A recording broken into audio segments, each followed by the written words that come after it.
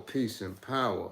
I thank the universal truth and the absolute laws of nature for guiding me, protecting me, and giving me the strength to endure the imperfect. I shall attack with vigor, making progressive moves.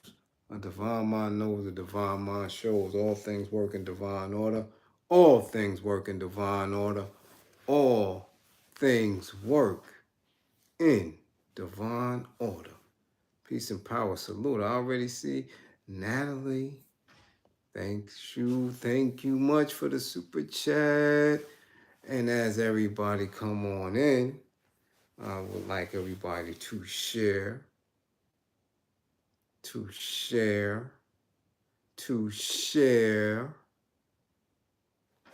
hit that green screen and let our queens know we up in here.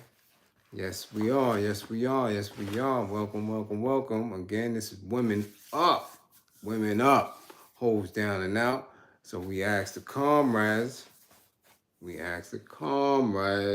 to sit back, be a fly on the wall, and just listen and learn. Tierra, salute, peace and power. Okay, you could be out, Merc. You might miss out on some information.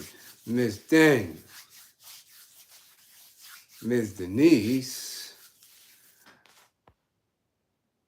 Who else is up in the spot? Peace and power. Salute, Kelton. What's good? Again,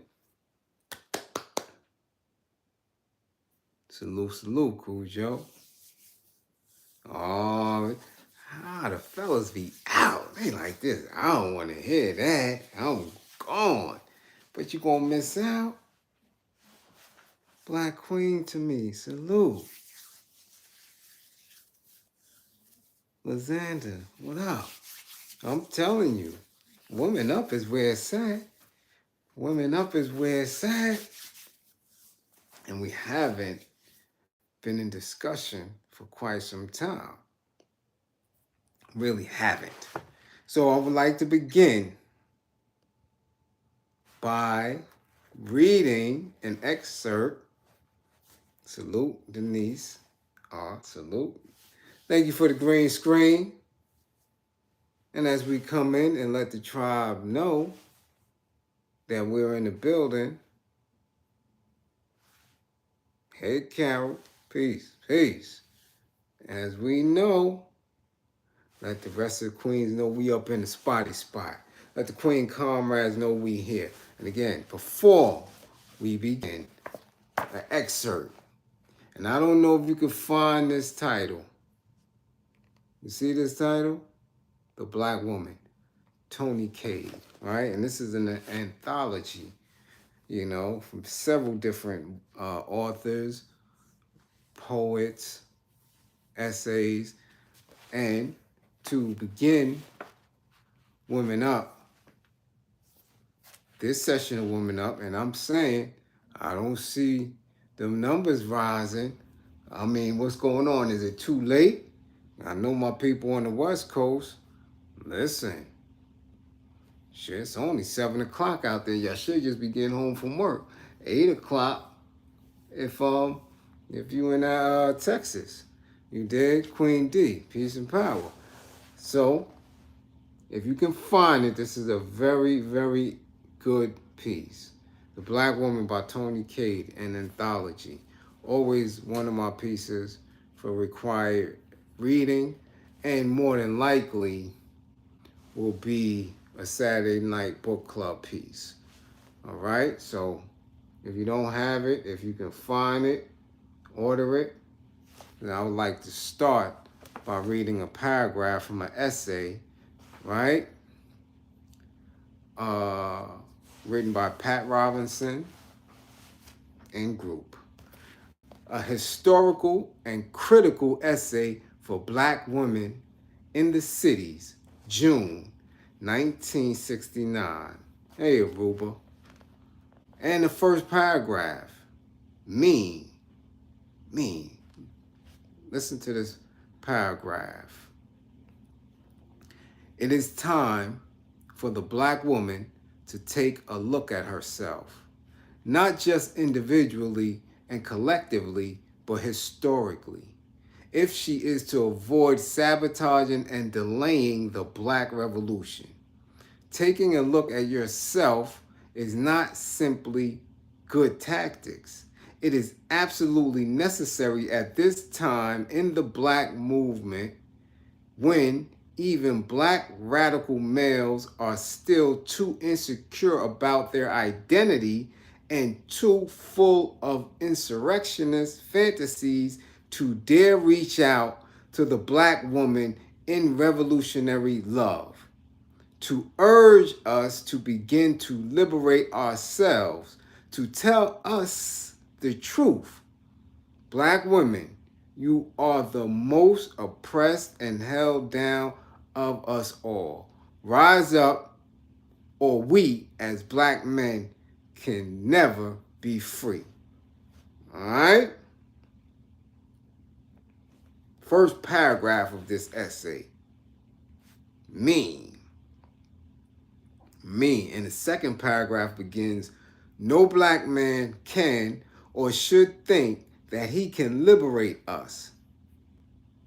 They do not have our economic, social, biological, and historical perspective, which is from the very bottom of the value structure of the West. Now, that was in 1969. And I wanted to open and begin with that because today we sit in a very, very, very tight pocket when it comes to our queen warriors.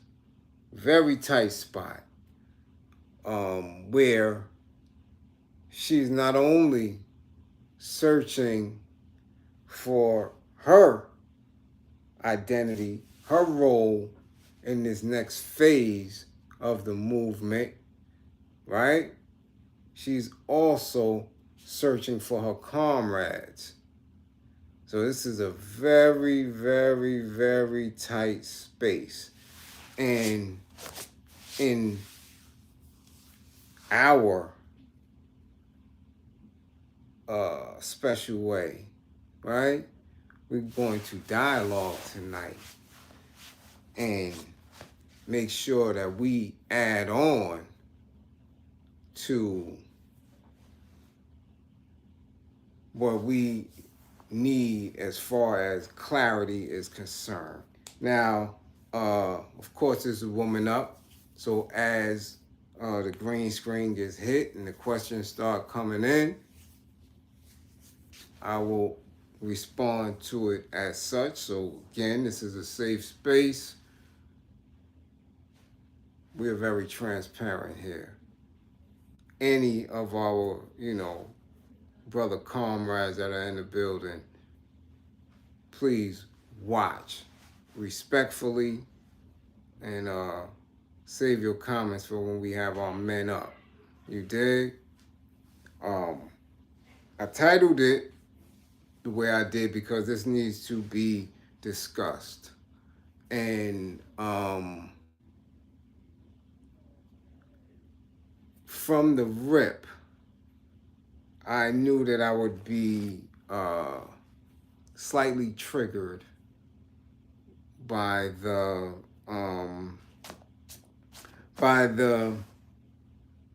information that Luenell decided to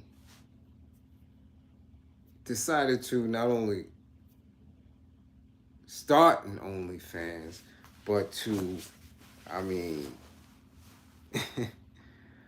I guess run her own page. And for me, I have never, and I repeat, never even thought of supporting anyone when it comes to an OnlyFans page. I've traveled in many different lifestyles over my years. And one thing I am not is a trick. that's just not happening. Uh, I've been on the other side of that. However, however, I will say, when it comes to that particular segment of the industry, I do not hold a heavy gavel when it comes to judgment. Um, Many people, for many different reasons, um, sell themselves in sensual or sexual and even X-rated manners, and to each his own. My triggering piece comes from the negative and harmful, well, intentionally harmful comments because of her age, her size, and uh, what people deem attractiveness. And for me, that is where it gets real funny, and you can see the venom. You can read the attacks. You know, you can witness our men specifically um, go hard, go extremely hard on women who are not particular type or prototype, especially when it comes to that industry. And I was reading a lot of hateful comments, a lot of disturbing comments, and from women as well. It wasn't only the men. So when it comes to women being in a space where either for their own gratification, they decide to, you know, give people a view of themselves, right? That most would reserve for their significant other.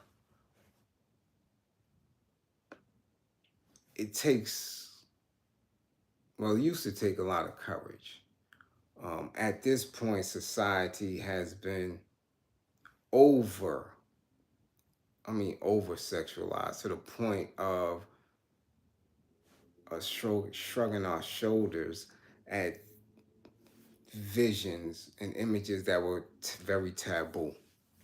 Um, and yes, Lizzo has been, you know, also, Lizzo has also been victimized by it, not so much in the same manner. And at certain points, you can not be as empathetic with how uh, Lizzo has been treated because of some of the statements and the clownish behavior, even in um, her display.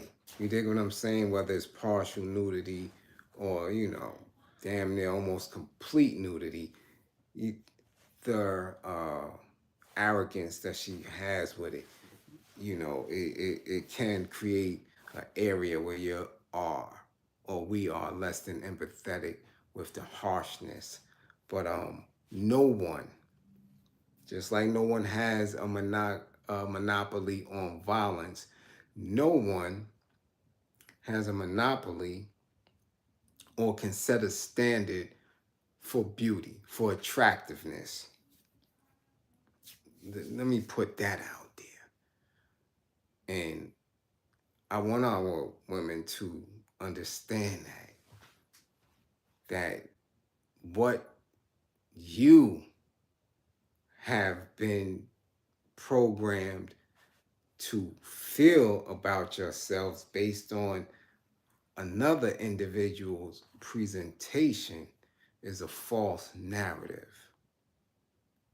Most men, and I'm saying men, I'm not talking little boys, I'm not talking players, I'm not talking max, I'm talking about men. Most men, right, don't have a set or particular image when it comes to how they choose someone to be with. They just don't. And it really, really bothers me that even in this day and age where you can have women of a particular size, of a particular skin tone, of a particular look, be praised and propped up, that so many of the women who are not in that industry have issue with who they are. It is still a very significant problem. And in the scope of things, it really, really, really does not matter. It just doesn't. And I see them even going as far as facing death on an operating table by, in a foreign country, getting touched and cut by some quack. You know what I'm saying? These incidents are so unnecessary. And the belief that somehow you will be viewed in a higher esteem than your own natural self, we got to put an end to that. We got to put an end to that. So when you see someone like Luenell, whether it's in jest, because she is a comedian and could be very well capping, right? Or in all seriousness, her wanting people to say, well, look, I am appealing as well. I am sexy as well, and view me as such.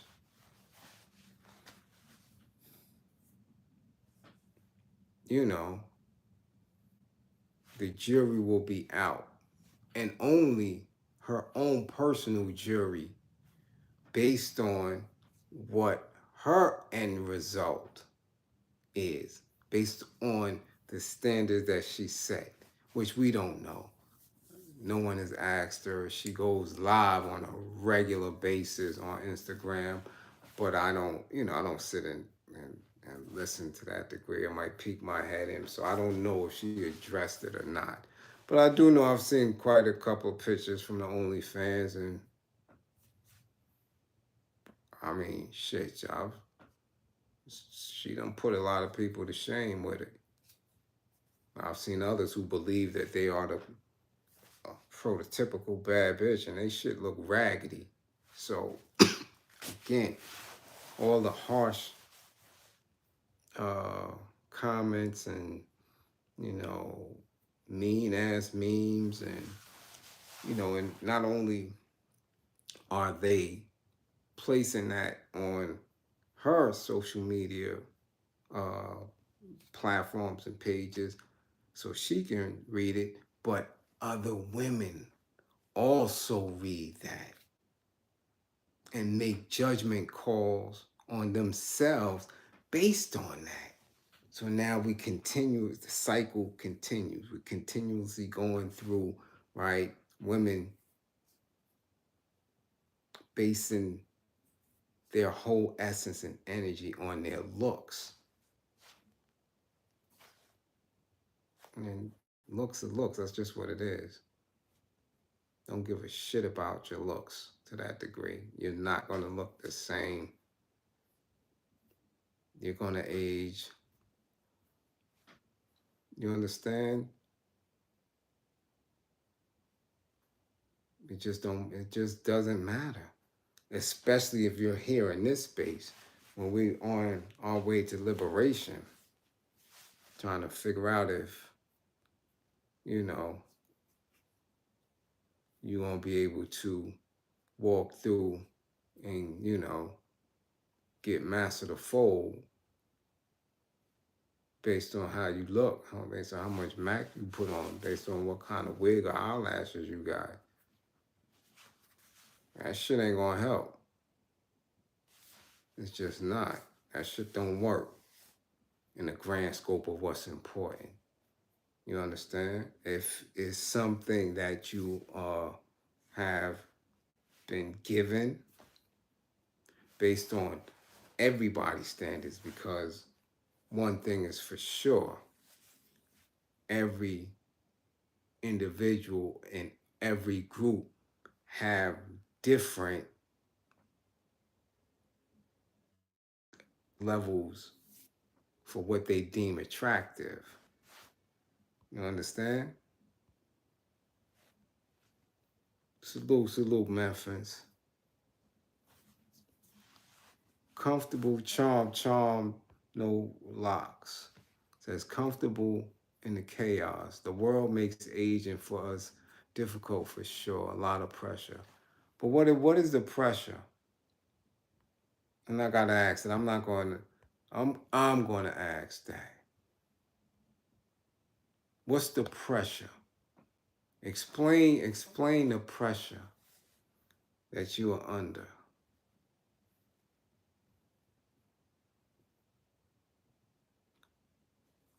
Because there's two things. Either you are receiving pressure or you're applying the pressure. You understand? Salute. It's been a minute. I'm glad you're here. Thank you for joining us. Share and hit the green screen. What's the pressure? Because this is something that I really have not witnessed anybody discuss with you. I mean, some people may get it in their home if they have fathers, uncles, and you know, but some never had it. To remain youthful, beautiful in a world of fake illusion. But what is youthful and what is beautiful? You understand? What is youthful? Because one thing, you're gonna age. You're gonna age.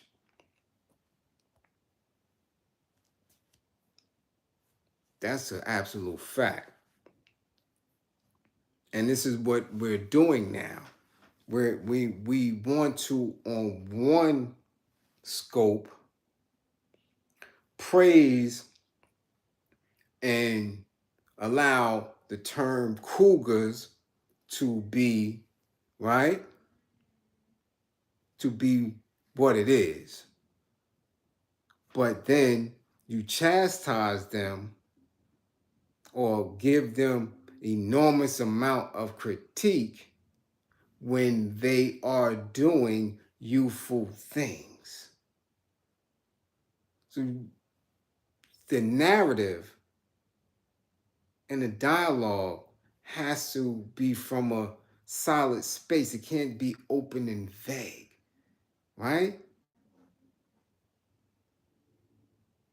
It can't just be, okay, you want to remain youthful here, so you remain youthful, but when you watch the youth and the youth are in a space where they are pulling resource based on the image of youthfulness, and now someone of a particular age does it, and it's a crime. But you want to, again, elevate somebody else and say, well, damn, she looking great. She looks fabulous for 65, for 70. You understand? And then, right, because in that instance, and I've watched it on social media,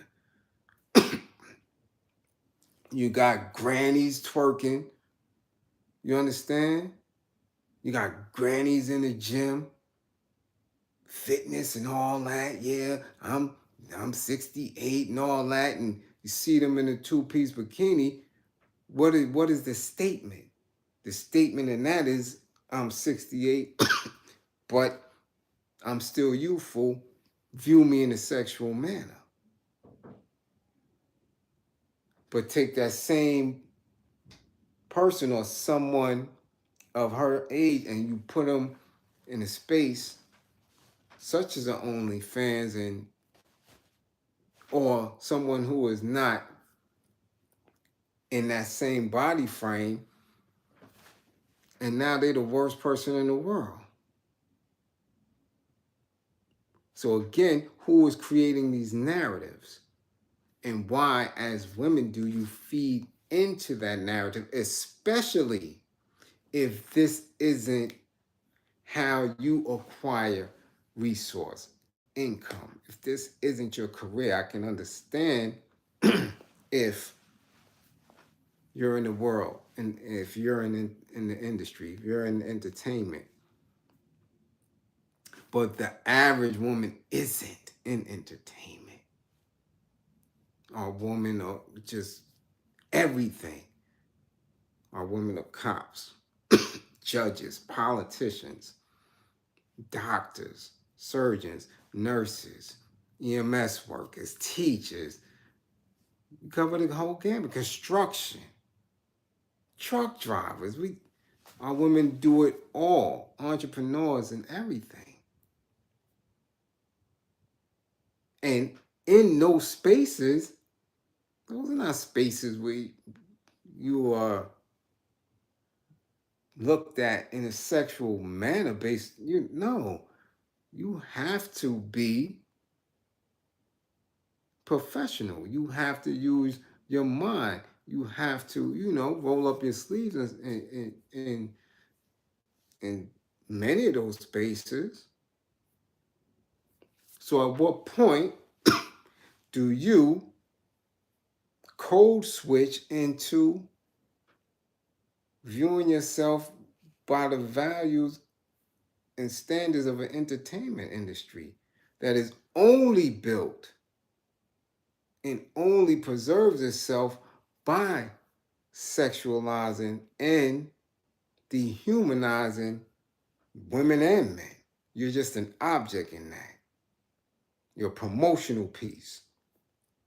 So how do our women, knowing that that is art, right? The soul entertainment industry is art, and gutter art, especially if it doesn't come from a conscious space, how do you get trapped into the space where you are less confident about your presentation to the world?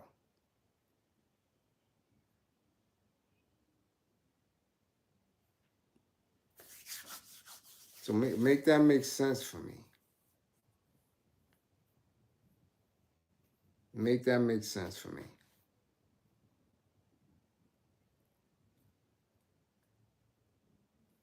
Peace, peace. You understand? You have to make that make sense.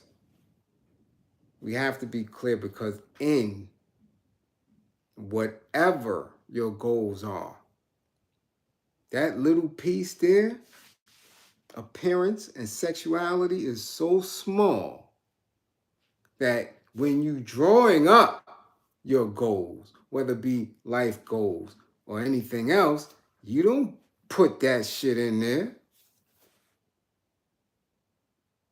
You don't put that in there. You say, oh well, okay, I need to shift gears, or I need to change careers, or I need to go back to school. So this is what I'm going to do. And within 3 years, I need my credit here, and within 5, I need to be purchasing a home. But you go through all this stuff to write down, to plan out. Then you manifest it, so you get disciplined. You do all that. But in none of that, it says, oh, and in the course of that, I need to make sure my ass is fat and plump. So when what? Where it come in at?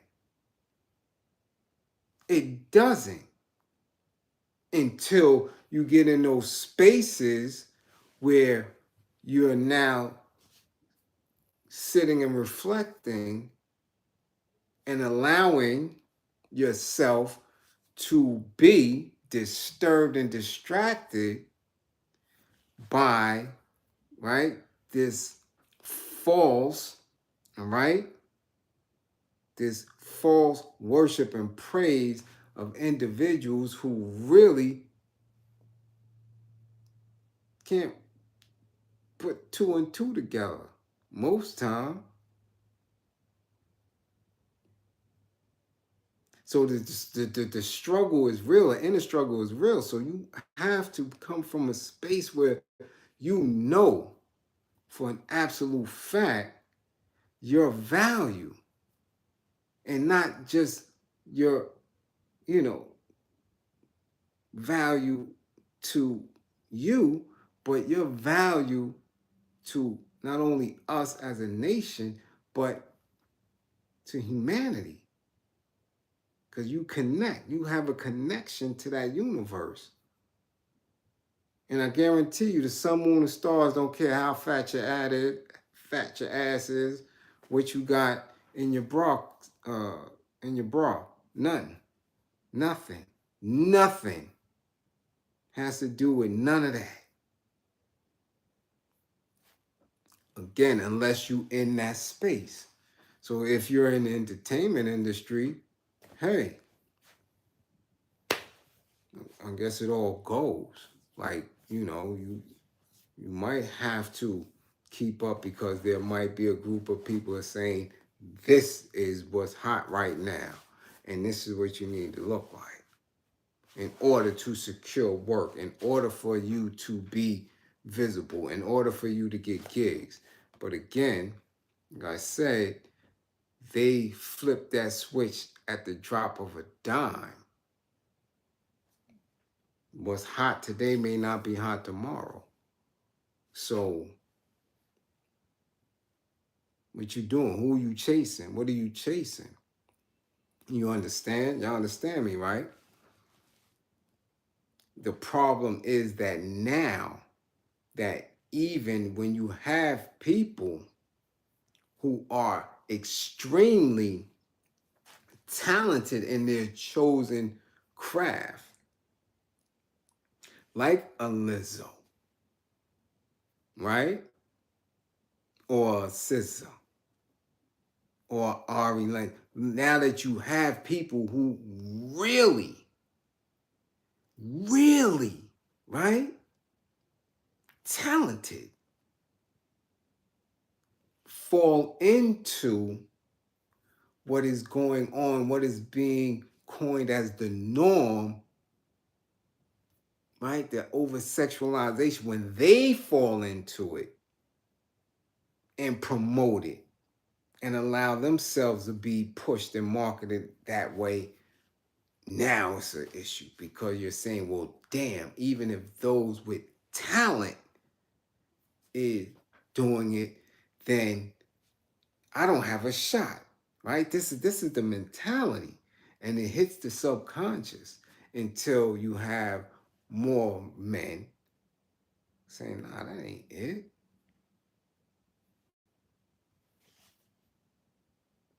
That ain't it.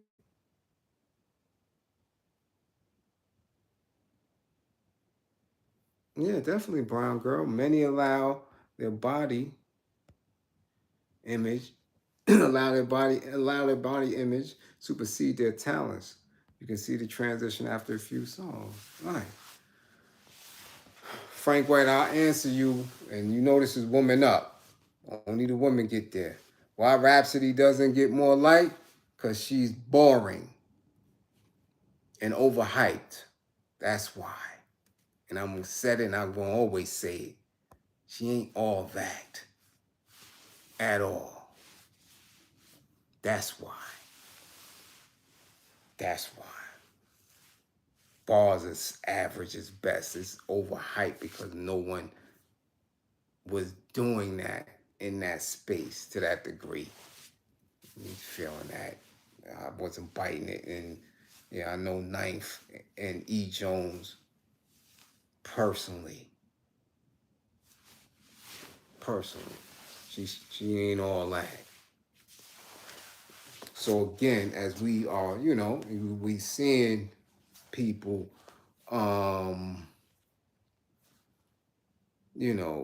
clown someone like Luenell, and my thing is, again, I'm not a trick. I don't pay for this shit. I get videos all day. I get pictures DM'd all day. I get all that.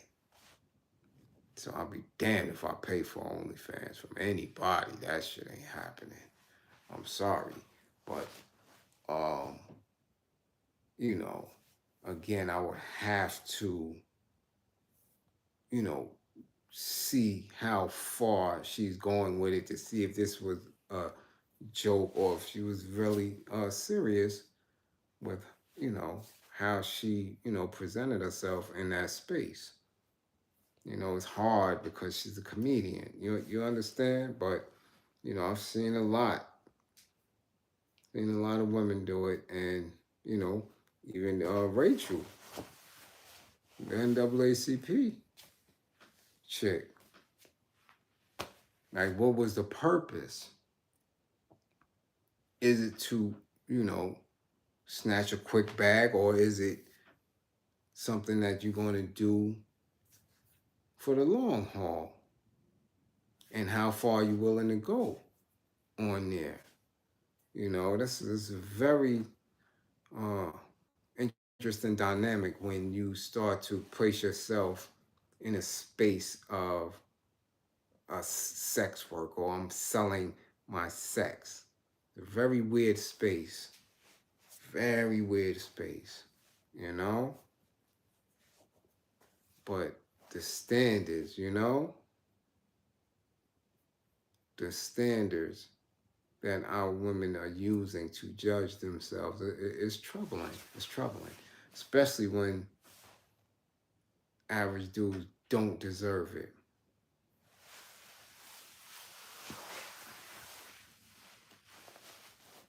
Hey, Lotus.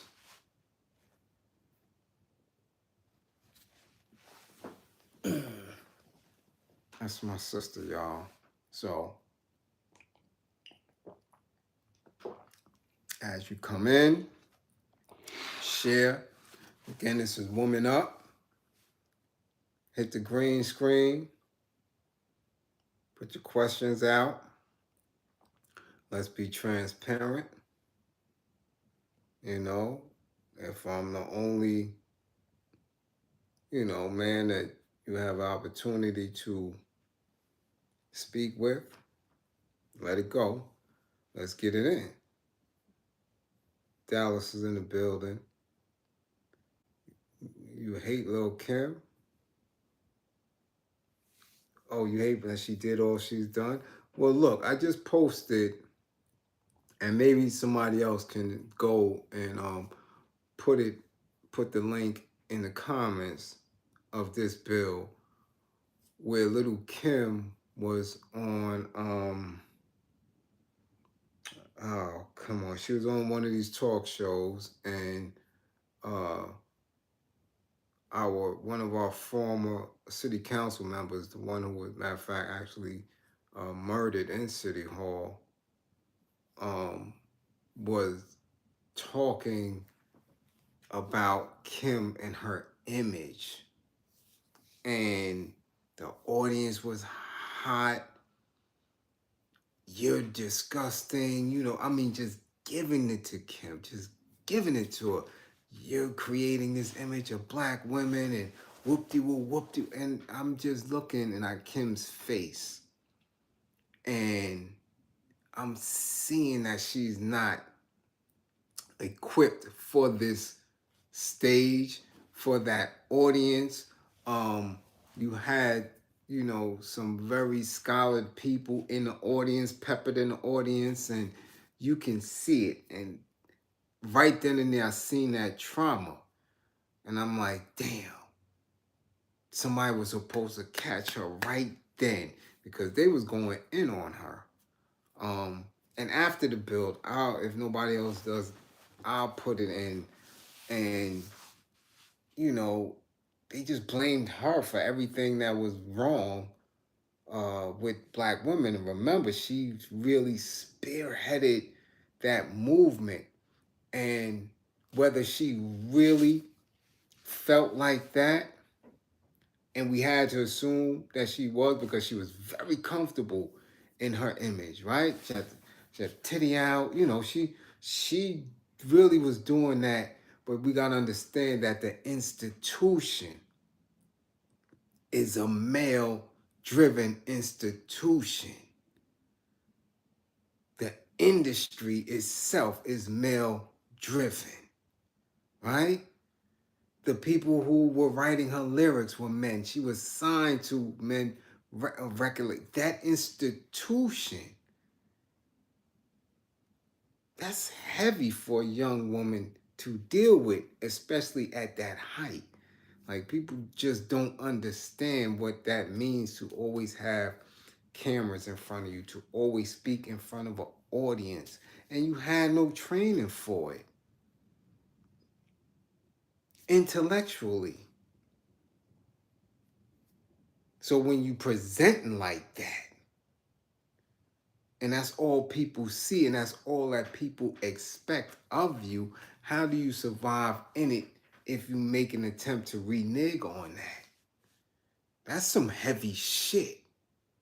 I tell people all the time, when you on them tracks, on that yellow stripe, getting to the bread with them little click-clack heels, that is not light work. And I would dare any woman to make an attempt to do that. That is the absolute worst feeling in the world, to be naked outdoors.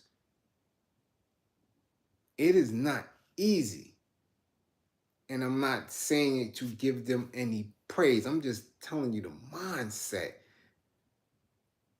that a woman is in when she presents herself like that on a regular basis, to be sexualized. That energy. Most women can't take one man staring at her, or that energy when a stranger approaches a woman. That shit is unnerving. So for you and for them to create a society where our women believe that it's all right, and that's the norm, to where you see 60, 65, 70-year-olds in tights and shit. You seen they goddamn Depends, they got on tights, everybody wearing leggings and jaggers and tights.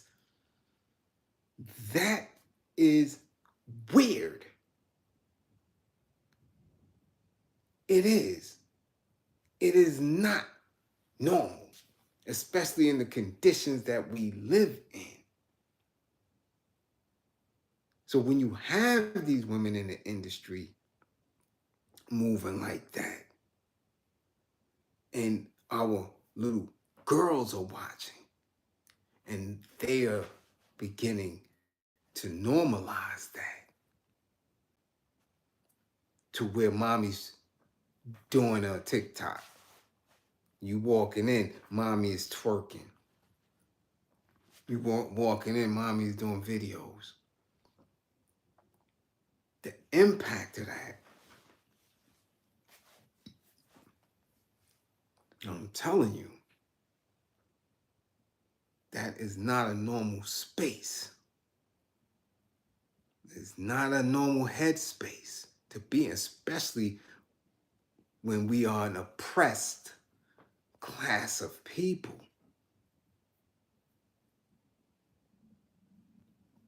Brethren, what's good? This is Woman Up, brethren. Jamaica in the building. Salute, salute.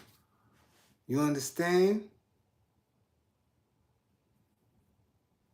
Yes, brown girl, when you know, yeah, women changing to keep up with young women who you really can't keep up with. Aruba 927. I want women to start loving themselves more. Self-love is so important. Yeah, but self-love is something that is taught. It is something that is taught. No one is born with confidence. No one is born with an awareness of self. If that is not spoke, if that is not encouraged, how do you find that? How do you find it? There's no way. Someone has to help you. Someone has to help you with that. I had to be taught to appreciate my skin. If my mother wasn't who she was, I don't know where I would be right now. Again, I didn't start feeling myself till I seen Bobby Brown. I was like, oh shit, who is that? Straight up. I never saw nobody my complexion doing shit worthwhile as far as media is concerned. I saw Bobby Brown. I saw the rapper Ja Lil from Houdini. I seen Dougie Fresh. I was like, oh shit. Hey, guess we in the spot.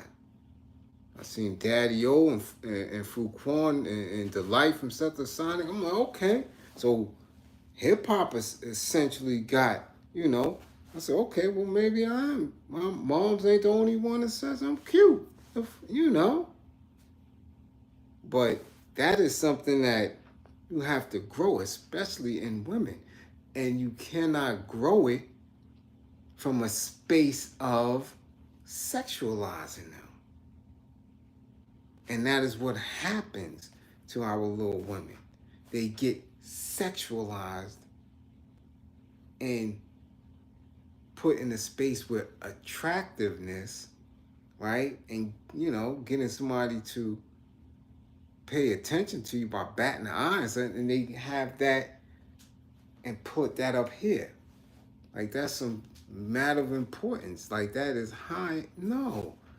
That shit ain't, it does nothing, because that's going to wane. It's going to falter. And you're going to be in a space where you're not always going to be the cutest or the finest or the baddest.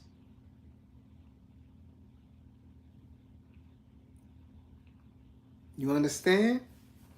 You're not. You're not. And then what? Then what? So we have to move from that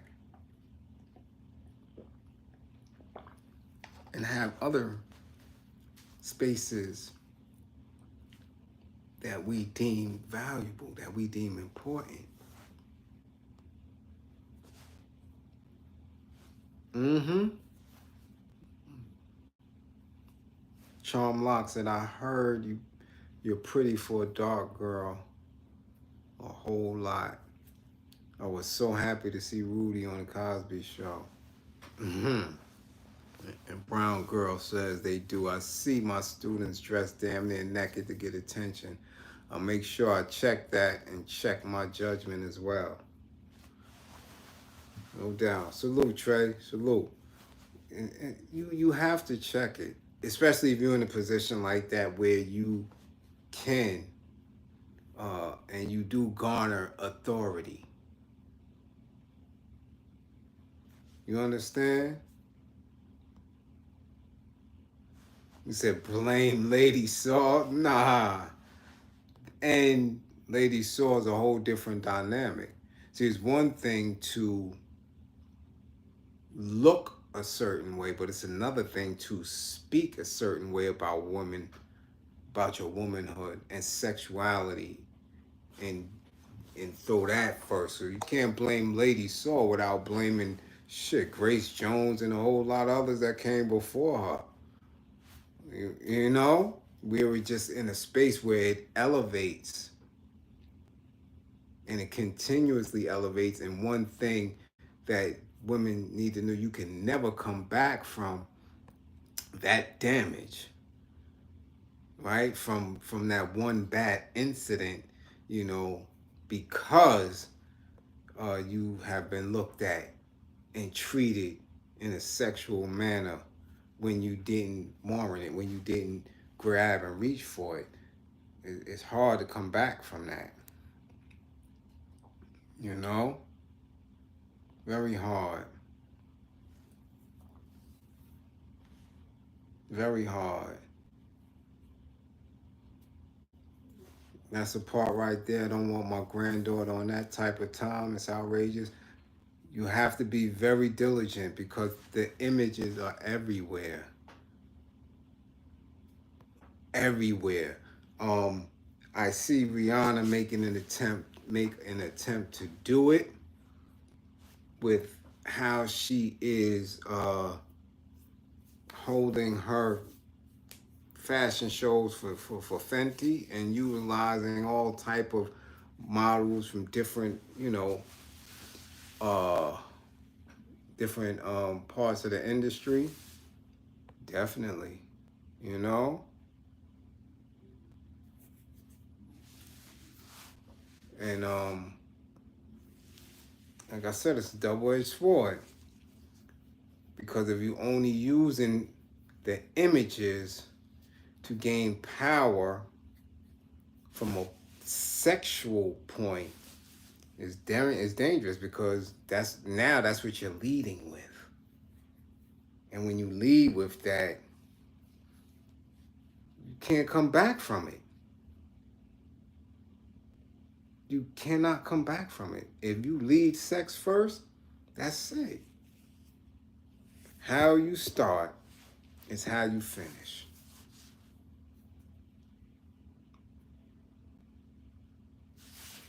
That's where we at with it. You can speak on the girl that got killed. Well, her name is in the title. And that's because of this is where we going at with it. Because we live in a space where,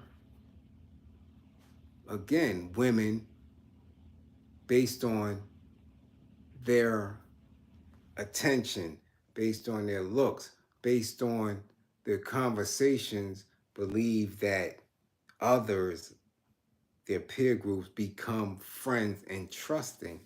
I mean, it's terrible. It's terrible what happened to her. Well, I've been saying this a long time, that we're in a space where all that running around, vacationing and gallivanting and, just there's no there's no time for it. And I mean that. We just and I don't it's just too much work to do. And we celebrate too much and we celebrate bullshit. And over exaggeration of it, this is what happens. It is. It's just, it's disheartening and it's disturbing. Nobody wants to see that. Nobody wants to hear that. That this is what happens. And it's been going, and she's not the first to go to Jamaica or Aruba or Barbados and end up hurt and dead at the hands of somebody she trusted. We trust people for absolutely no reason. No reason. None. So what are we doing? What are we doing? I had this very same discussion with my daughter, this morning, and had to escort her to a dance class in the city because people dangle things in front of you. Now, whether it's a genuine want of yours or it's en route to a specific goal that you set for yourself, who you are around, who you are vulnerable to, you can end up having years of grief at the hands of some sick people. It's like, no. And one thing that any woman that I care about, that I care for, needs to know is, your main job is to keep me out of jail. Because any harm come to you, it's going to be issues. I don't talk. So that's your job. That's your job. Keep me about, because I'm going to hurt something. So again, who you give this vulnerable space to is important. Why are you doing it? Why? And people have to ask them, our women have to ask themselves that on a regular basis because it happens just that fast. It's that fast. You're in a space like within a day that they break your neck and spine. What kind of shit is that? For real. Hey, Temple.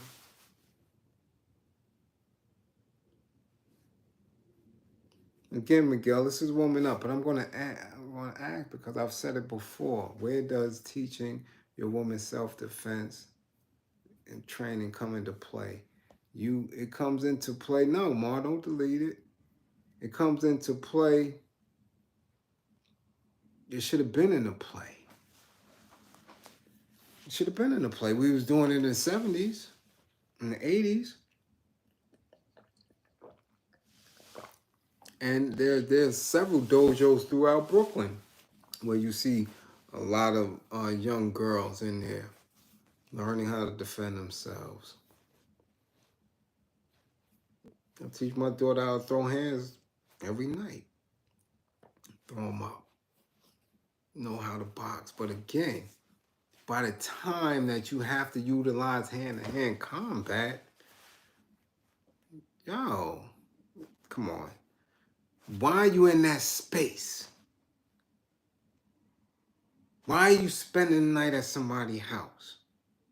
Why are you on vacation with people who are not family? You understand? Brown girl went away. I checked on her on a regular. Where you at? You good? What's going on? And that was for business. But still, you are vulnerable in these spaces. Our women are conditioned to run around with their guards down because it is a space that your oppressor wants. You did? Your oppressor wants you vulnerable. He makes the world a vulnerable space for all of us. The same talk I have with my daughter, I have with the boy.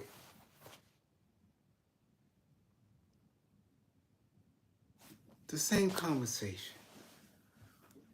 The same conversation I have with the boy, I have with my day ones. We are all under attack. Ain't none of us safe here.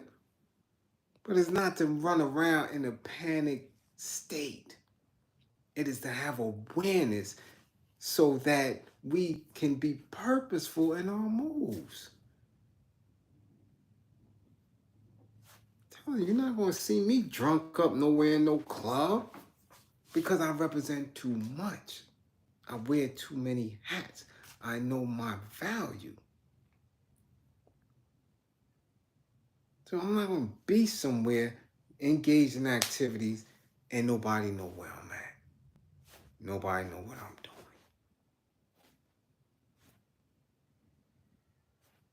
What are we doing? And our women freely give themselves up like that. So we're going to continuously have these tragedies. We're going to continue to see the heartbreak of family members. Because now, after the fact, no, this is before the fact. This is before the conversation. Why are you going? Who are you going? For what? I'm serious. Our people really believe that we have all this time to kill.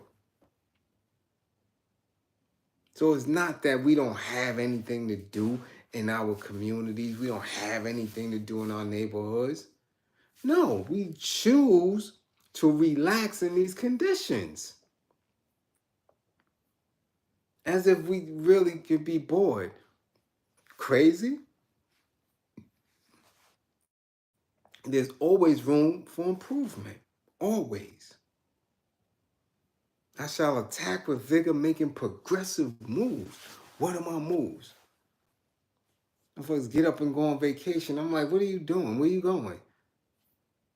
Oh, I need time. I need rest. What do you need rest and time for? Because you're working for these oppressors.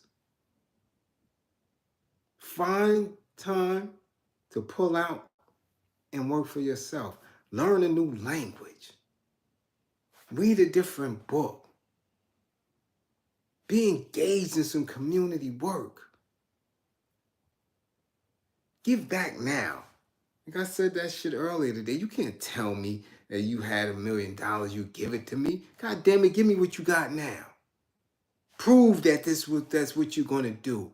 I don't wait till I'm in an organization. So I do the work first. I've been doing this work for a long time.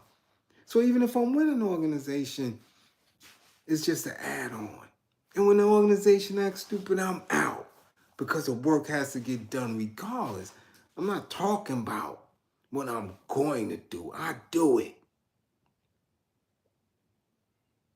So at what point do I have time not to read, not to research, not to have theory and put into practice, not to fail, not to regroup?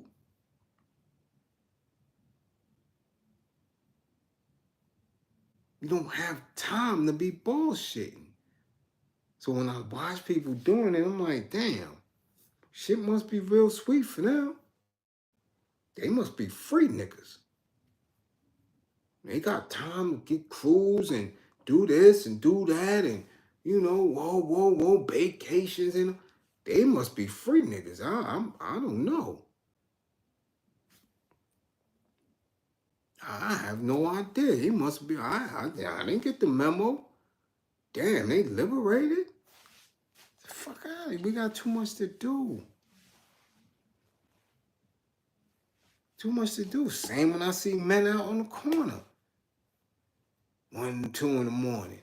I'm getting citizen apps. Somebody shot down the block. This one. I lost another father this week from when I was with that nonprofit doing the fatherhood initiative, anger management, domestic violence. Just got killed in a drive-by in East New York. 6 kids. Young man. 6 kids. I gave him parenting skills. I gave him anger management and DV. I know him. He wasn't on that type of time, but we don't know what people are engaged in and how they move. Come on, y'all. Nah. It ain't like that. And for women, it can't be like that. Nah. You have to be very wise with how you're moving.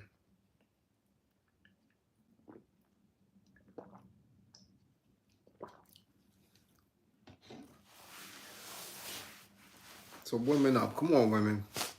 What y'all got? All right? And we, of course, spoke about Luenell. Spoke about, I believe the sister name is Shanquella. All right? And Glorilla, which again, people are up in arms about. People are upset that this rapper has been nominated for a Grammy. I want to really understand why they so upset. If they're that knowledgeable about the industry, and how could you expect something less? So this is my thing. They get upset because Glorilla has been nominated and others have been snubbed, right? They get mad at these male rappers who've been snubbed, but you praise that Pusha T got nominated. So people don't get it, they don't understand the industry. But I'll say this about that song. From the first time, and I didn't even hear it on the radio, this is how much of a monster the song was initially. I saw the video, like many others. I saw the video prior to hearing the song. And threw me. I said, what the hell is this? This shit is ratcheting us to the next degree. What is this? Now I'm looking. Now I'm seeing they ashy ass dancing. At the head, chugging on some headline. And I'm like, nah, this shit gotta be a joke. It gotta be a joke.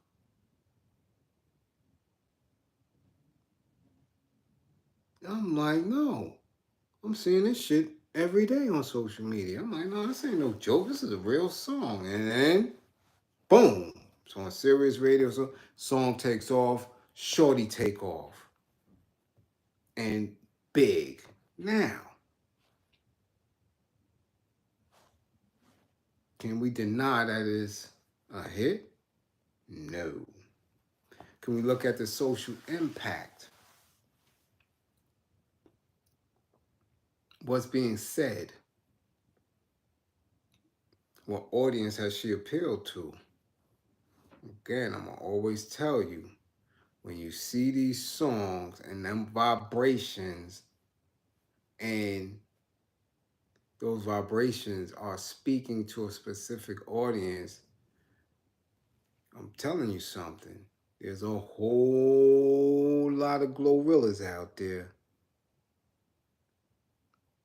There's a whole lot of Glorillas out there. Right.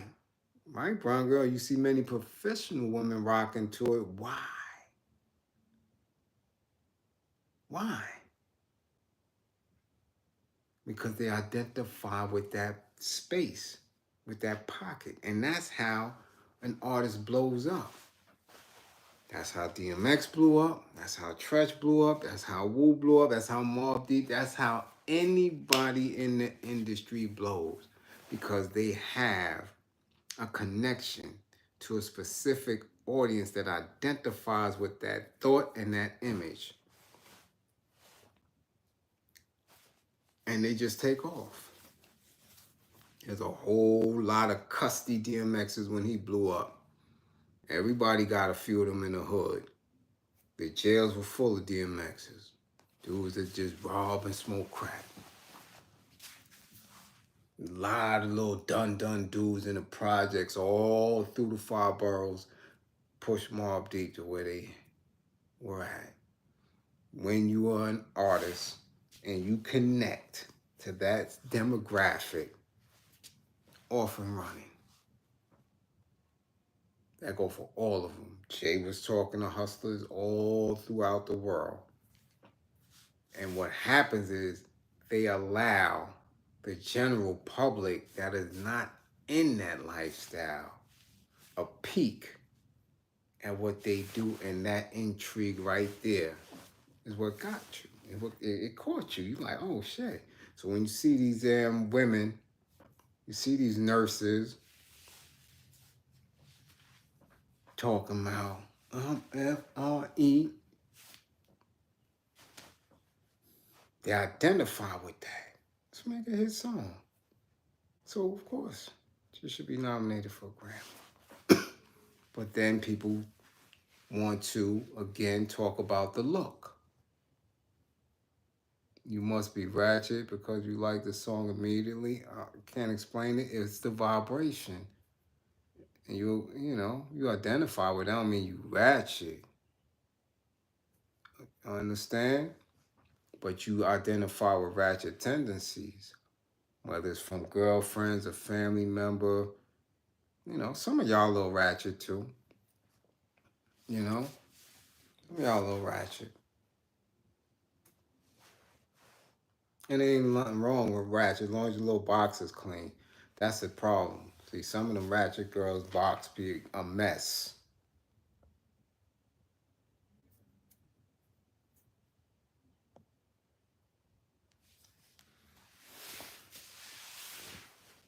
You don't like her voice, Bernadette, or the subject area? Well, what's different than what she's saying and what SZA is saying? What she's saying and what Summer Walker's, they saying the same shit. One is singing and using different words. Other is rapping and being intense. Because some of that shit y'all listen to with that Summer Walker, SZA, they say some very disturbing shit. Oh, you don't like them either. Okay. So you just like Sade. You want some sweetest taboo shit. I hear you, Bernadette. I hear you. God damn it. I hear you. This ain't the 80s though, baby. Oh yeah, this ain't the 80s. I hear you. Trust and believe, I hear you. I hear you. You want to sip your little wine and listen to bongos and all that. I hear that, baby. I hear that. That's your mood, all right? I hear that. But nah, dig? It ain't that type of world anymore. That's your own little pocket. That's your own little pocket. Trust and believe. They out there. This is a new world. And they got their space and their time. And their time in it. I understand that. And as y'all come in, make sure y'all share the video. Hit the green screen. Hit the green screen. Says the lyrics are disturbing. She need therapy for real. Yeah. Some of that shit, I'm like, damn. This is what y'all like? That shit blew up? But that's been in R&B for like the last decade now. It's like there's no more true intimacy.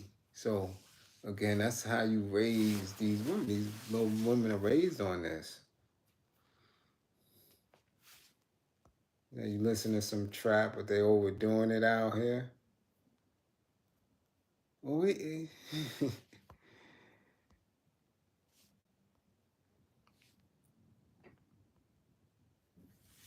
you 30. Oh, okay. You 30. So you was a youngin'. And you don't mess with that? You was a youngin'. All right. Excuse me. Excuse me. 30 and you, okay. 30. I don't know who you can listen to at 30. You took all that. Peace, family. You'd be surprised how vulgar Janae Aiko is. I listen to her. Oh, I got a 17-year-old daughter. Kalani, all that. I hear all that. Very vulgar, very vulgar. And again, this is what's being pushed. So by the time, if it's being pushed in R&B or slow tempo music and being sung, by the time somebody spit it from a hip hop perspective, from a rap perspective, it's you can forget it because again, I've been listening to that shit in your head in a slow tempo, so it's already plugged. So by the time you hit socket with that vibration of hip hop, ooh, that's it. Glorilla, City Girls, they gonna blow with that. They gonna blow up. Oh, Tierra, how do you deal with being considered white by how you speak and carry yourself? I've been told this many times. I don't understand it because I'm black. Not sure how to respond. You don't respond. What is that? What is that? Considered white. What is considered white? Anybody that says some stupid shit like that to you because of how you enunciate is dumb. It's dumb. Because a lot of white folks don't enunciate to that degree. The majority of them speak way worse than any of us, even on a corporate level. So it's not being white.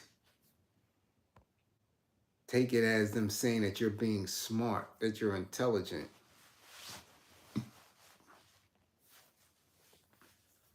That's it. That's it. You being white, what is that? You know how you speak proper English. It's like, come on. No such thing. No such thing. And this another false narrative. Shit is not cool. Not cool at all.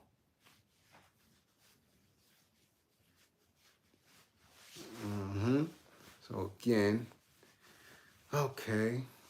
What time did I set that? Forgot how long we've been on. I know I move around. Ooh, now Summer Walker. Well, what are we doing here? Well, I know quite a few people in that situation. Doesn't, people are shocked just because you're in the industry and people believe that you have seemed to make it or got the bag or because you're famous that you are making the best decisions for your life, and that just doesn't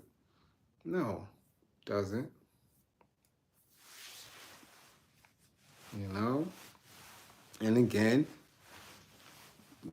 she will maybe be able to take care and do what she needs to do, but when you're attached to this industry,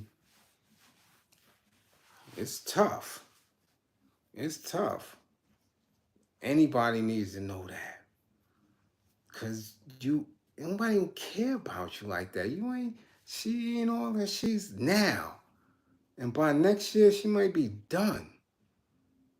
Because the industry as an institution, as a machine, why do we need you? We can make 50 of you. So why are they going to continuously pay her? I want y'all to think about it. When an artist doesn't have any art in rotation, whether it's a television show, a movie, an album, who's paying them? How are they generating income for the machine? If they don't have anything out, the industry, the machine basically owns you. They're not paying you for nothing. Nobody gets paid without working. And if I'm going to continue to pay you, you best believe I'm going to get what I need up out of you. You understand? So when you don't see these artists, they don't have nothing in rotation, and they ain't up. You can imagine what they doing. You can imagine who tapping them grippers. You can imagine who they got to throw. Where you getting a check from? What are you doing? And the industry been through that. They used to pay for artists condos and all type of shit, and they laying up and you'll get them next album and all that. They don't do that shit no more because people used to be rare talents. Now this shit is anybody could do it. Anybody can do it. So why they gonna keep paying you? And you don't have nothing now. So if she on her second seed, I hope she won't be surprised if she got OnlyFans soon.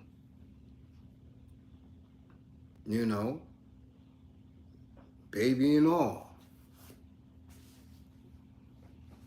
Might have one, I'm telling you. They ain't paying you for nothing. They not. Oh, she used to be a stripper. Oh, well, she'll get it back then. She'll get back out there if need be. Do a 1-2s again. Hey, she comfortable in that space. The thing is that, I never knew that. So now the industry done push somebody off on us that they knew was extremely ratchet and put them in a space where they could sing. Bars. Again, excuse me, again, I'm not here to judge, man. The whole industry, they all, to my knowledge, they all sell a little ass. All of them. I don't care who it is. You in that industry, somebody tapping that ass. You in that industry, you selling sex. You selling your body, because damn sure ain't selling no art. Ain't nobody done that. I don't care how far you go back. The minute they market you, especially as a woman, they marketing you in a sexual manner. You seen Janet Jackson in Control, and you seen her in Pleasure Principle. You was like, damn, Miss Jackson got cake. It's the first thing they do. Madonna, sexualize you. Shaka, sexual. I don't care who you are. They may downplay it a little bit, but as a woman, they sexualize you. Whether it's through your image or through your songs. Come on now. It is what it is. It is what it is. So, my thing is, but with Glorillas and Luenells and all that, try to, right, not only sexualize it, but make it clownish and humiliating for people who look the way they do, and for men or others who appreciate them. And we don't do that. We're in a space where, black is right, black is beautiful. This is how, we came up. I don't know why female rappers have to strip to get in the game. Really, Jules?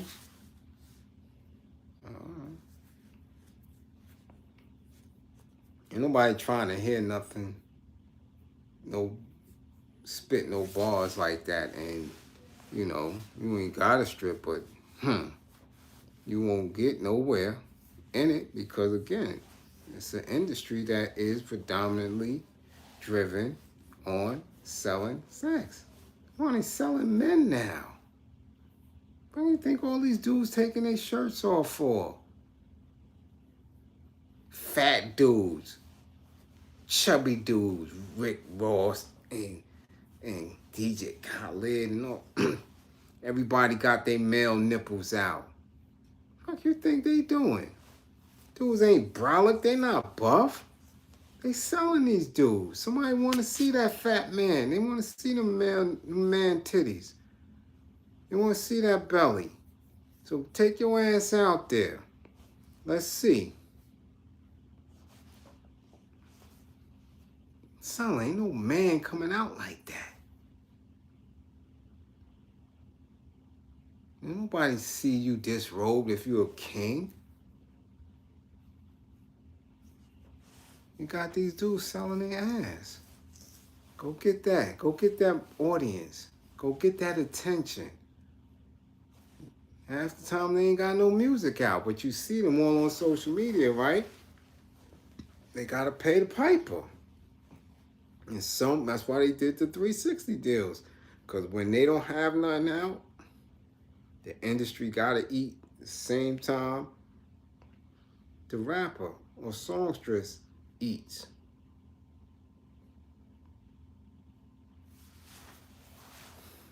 So that's what it is.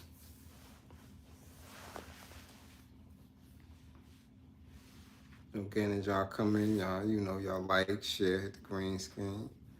You dig? But why is the focus on sex, sexuality? What's the purpose? The purpose is shock and awe and to get people in a vulnerable state.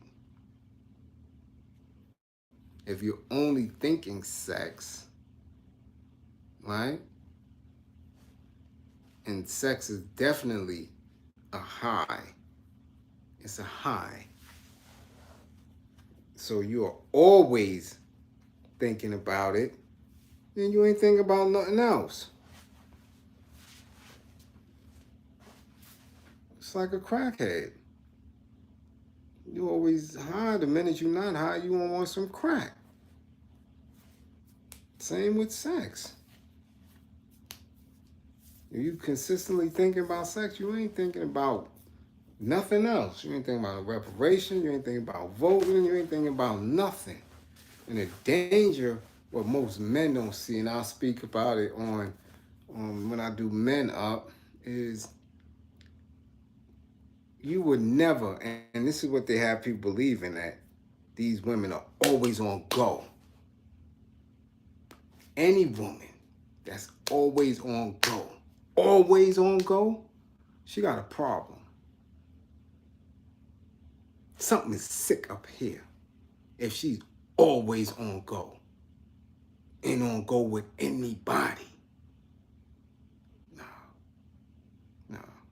No, women don't operate like that. Real women don't operate like that.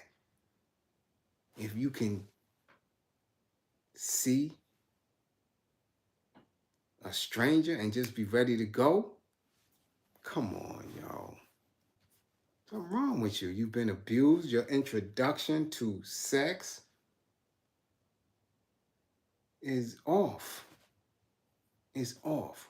Women have to connect to a mentality, to an energy, to a place of comfort. And I've been around all types. I've never met women that are consistently on go unless they had a problem. Even people in porn ain't always on go. So to put that image out there like that in rap, in R&B, and to create this image, that's why these men is running crazy and don't know how to react when somebody says no and pushes off their advances or don't pay them no attention. Because you're under this conception that women are always on go. That's a problem. It's a problem for a woman to do that. So y'all selling whores. Y'all selling whores. That's what they doing in the industry. These women is whores. The whores the only one that go, and even the whores ain't on go all the time. All the time. They have to override that shit. No woman is on go all the time. So, nah. Her shit always up, always moist, always leaking, always. Fuck out Don't believe that shit. Don't believe that shit at all. They don't move like that. They don't. Just don't. A woman walking down the street is on go. Come on, man. Can't believe that. And maybe in her setting, in her bedroom, in her home, in her setting is different. But she in the goddamn grocery store and she on go. She in Target, she on go. She's on the train, she's walking, the fuck is she on go for? Why? Why? Why? She in a goddamn grocery store picking up a fucking 3 or 5 pound bag of flour and she on go? You can say, hey, how you doing? And she, and ready? That shit, come on, man. Something wrong with her. She fool. But this is what they create through the music, through television, movies. They got a false image of women, especially our women. Because when you look at others, they are not on go. They're not over-sexualized. They are given a view of intelligence. If they're vulnerable, it's because of the type of setting they're in. You're supposed to feel sorry for them. You're supposed to identify with them. You're supposed to raise them up a level. And that's in any other group of people when they are shown on television or in the movies. They are of a higher standard. Consistently. I don't care what show you watch, how you watch it. The most loose individual is the black woman. The one who is confused, who doesn't know. Always. The one who has the extreme issues. Always. This is the image that they have been placing in music, in literature, in cinema for years. And the more you intake that, the more that is something that you feed into, it gets passed down to the babies. So we have to come from a space of intelligence and change this script.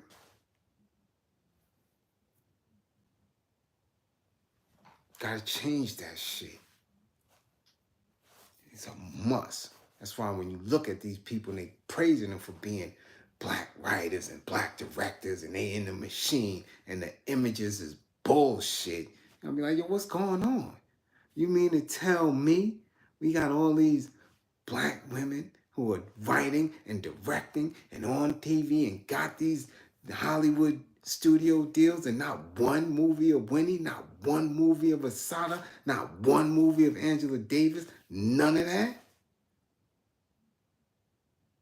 What kind of fucking women is these? Not one movie of Asada? Kathleen Cleaver? None of them? Not one? Come on, yo. So when y'all giving these women props, I'm like, get this fuck out of here. Get her fucking ass out of here. Bitch, a bozo. Bozo. She wrote the shot. This one wrote this. This one did that. This one did that. The fuck out of here. Salt my intelligence with that bullshit. Bitch, your pen game is weak.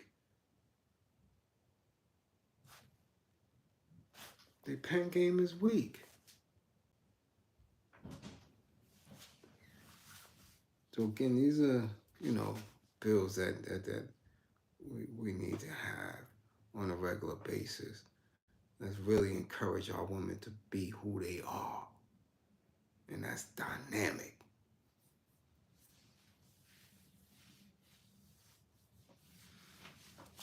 You know?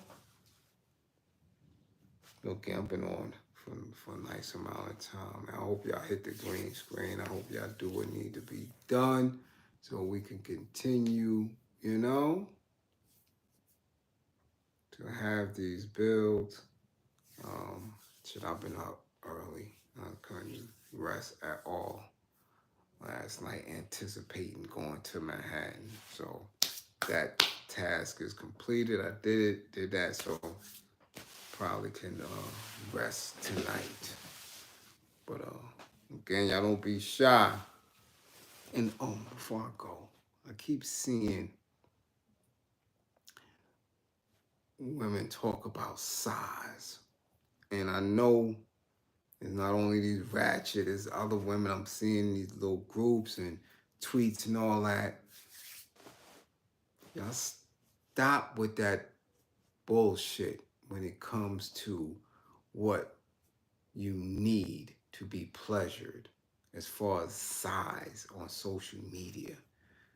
Stop making it sound as if, you know, you are this, you know, abused vessel in your box. I'm serious. Stop with that shit, because it's a false narrative. It really is. God damn it. If you need more than 9-10 inches, something wrong with you. I'm be honest, you don't need that. And this is what I keep seeing, and then and that, and it's starting to spill over. It used to be young girl talk. It's starting to spill over now because everybody trying to one up the previous individual. And I know for a fact, because I've been around them, I see them, I have them in my family. True, I'm talking about true women in that rainbow space that don't believe in fallacies of any kind. They bumping and rubbing and grinding. They ain't dealing with 2 1.5 inches, and they having the greatest of time. So goddamn it, you don't need 9, 10. You don't need that. That's false. That's false. Cut it out. Because other people are reading and watching like, damn, really? You know? That's what you need? There's something wrong. Something wrong up here.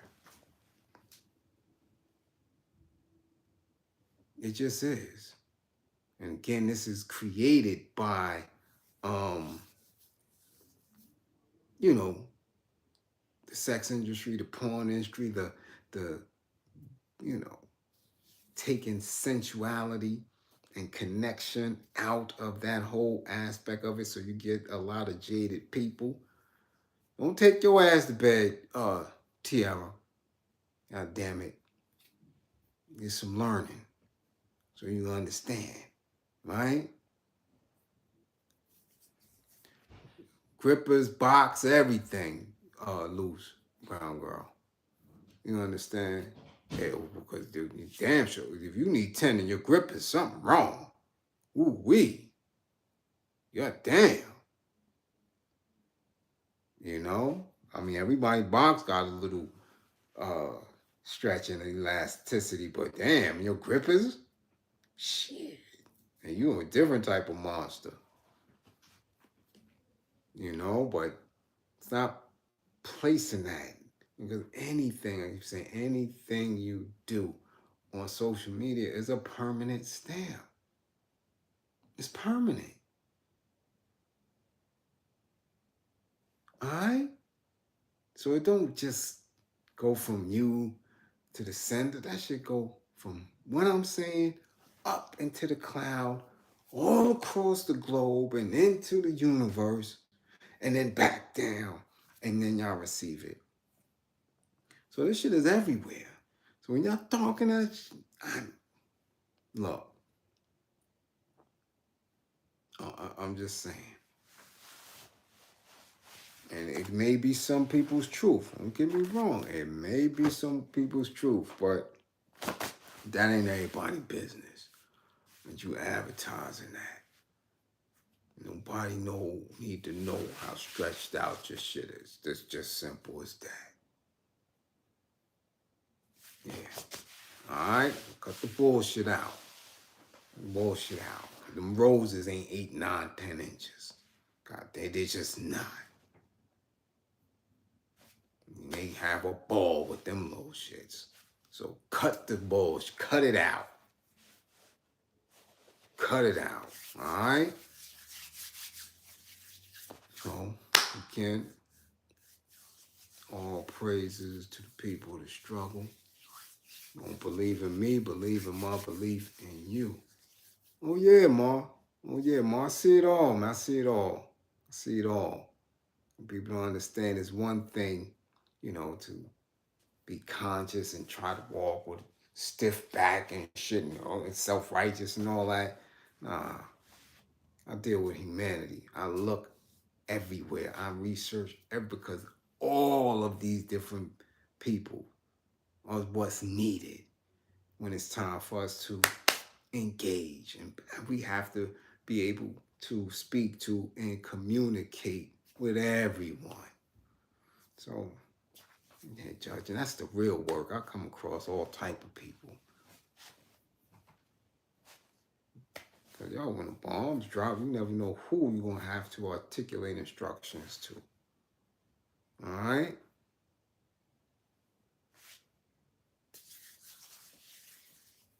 Yeah. All right, so again, salute. We shall continue. Right? We shall continue. Right? Women up. Hoes down now. Get my women up. Get my queens up. Come on now. Seek purpose. And again, if you can find the book, get it. This is a beautiful read. I don't know if you're going to find a cover, because remember, a lot of my books is original. Original covers, original, All right? You dig? Yes, woman up.